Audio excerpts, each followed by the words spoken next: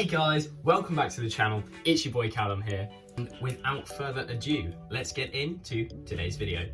5 tips to make your lockdown just a little bit easier.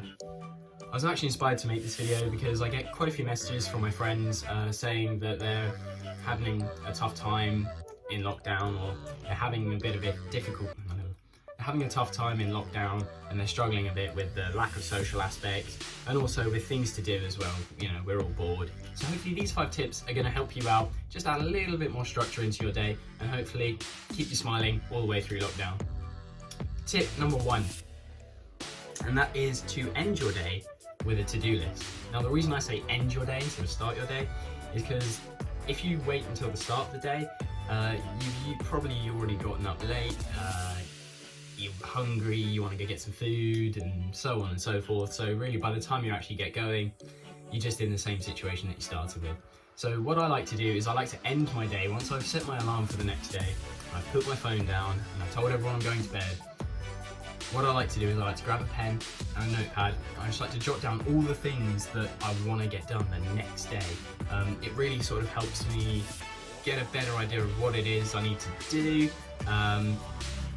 and when I need to wake up and how my day's just going to go really. So it kind of gives me not something to look forward to, but it kind of gives me something to look forward to, knowing that I've got stuff planned to do. It really is just that simple of grabbing a notepad and a pen and jotting down a few things and leaving it by your bedside table. So when you wake up the next morning, it's right there, ready. So there you go guys. Tip number 1 is to end your day with a to-do list. And transitioning nicely into tip number 2, which is actually to plan your day or to make plans. Now it's very similar to tip number 1 because we are planning a lot in that, but it's just slightly more in depth. So allocate chunks of time that you're going to give to each job. So for example, if I was going to be editing a video, I would give myself maybe 2 hours worth of time just so I can, you know, get all the editing done or really put all the videos together, or just give myself some form of structure, so that way I know when I've got to start it and when roughly I'm going to finish it. And then if you do that for every single job that you have or a little task that you have, you'll find that actually you get a great idea of how your day is going to look, what time you need to get up, what time your day is really going to finish in terms of your jobs, and then, you know, after that, what time you can just chill out and lay back. So there you go. Tip number 2 is to plan your day and make plans. Now moving swiftly on into tip number 3, and that is exercise. Now I know what some of you are thinking, oh, who wants to exercise? Don't want to do that. That's a load of bollocks. But it's not as in, you know, we don't all want to go and get massive like this dude here. But, you know, just simple things like going out for a half an hour walk, going out for a jog or a little run. If you've got a dog, take them out and just enjoy the time being out. You know, we've got all this free time, and go and do some exercise. Maybe do an at-home circuit as well. Yeah, it's not going to get you massive if you are interested in that, and yeah, you're not going to look your greatest potentially, but it's going to give you a bit more of a sense of achievement rather than just sitting there on your ass doing nothing. So there you go, tip number 3 is exercise. Make sure you get your daily exercise. Tip number 4 is to learn or master a new skill. Now I know there's so many of us out there that really wanted to do something or learn something like guitar or anything, that we just either don't feel like we've had the time or energy to do it.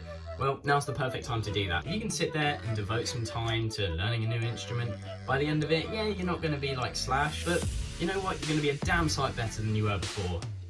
By the way, with new skills, they don't have to be limited to musical instruments. That was just something of mine. But also mental skills as well. So I studied maths, physics and engineering at A-level. But for me, one of the mental skills that I'm working on is actually going through my old A-level maths and physics books. As boring as that may seem, it gives me something to do during the day and something to put my mind to and something to feel good about when I, you know, get it right at the end of the day. It's also giving me the feeling of satisfaction that I know that when I go to university, I'm not going to feel like I'm behind having taken that gap year. It really means I can hit the ground running. And for a lot of you out there, if you're a similar age to me, then it will work wonders for you, it really will. And just devoting a little bit now of your own time and your own accord with no real stress is so much easier, so much nicer, and actually quite pleasant, really. So there you go. Tip number 4, learning and mastering a new skill. Now, tip number 5 is a really easy one, and it is to make sure that you're getting enough rest. We've all been stressed, and these are really, really stressful times with all the uncertainty going on. So just remember to take 15 minutes in the day to just chill out. Maybe pick up a book and just give yourself 15 minutes on it. Or if you're more like me, then a bit of gin never goes amiss when you're having some relaxation time. Relaxation time. But no, in all seriousness, it's a great time for you to catch up on some personal R&R, some rest and relaxation, and to really just take the weight off. Tip number 5, there we go, is allow yourself plenty of time to rest. Anyway, that rounds us off, guys. There's 5 tips that I like to implement in my quarantine and lockdown just to make it that little bit easier. Let me know in the comments box below if any of these tips helped you out, and also if there's any things that I missed as well that could maybe help me out from you to me. Like I said at the start of the video, if you're new here, please consider subscribing and smash that like button. It really helps the channel out and really helps me out as well. And, you know, it's free. Anyway, I hope you've enjoyed this video, and I'll see you in the next one. Anyway, that rounds us off for this episode. No, it's not an episode though, is it, Callum, you dick? Fresh and soft and lovely. Raw. God, I wish I had a games console.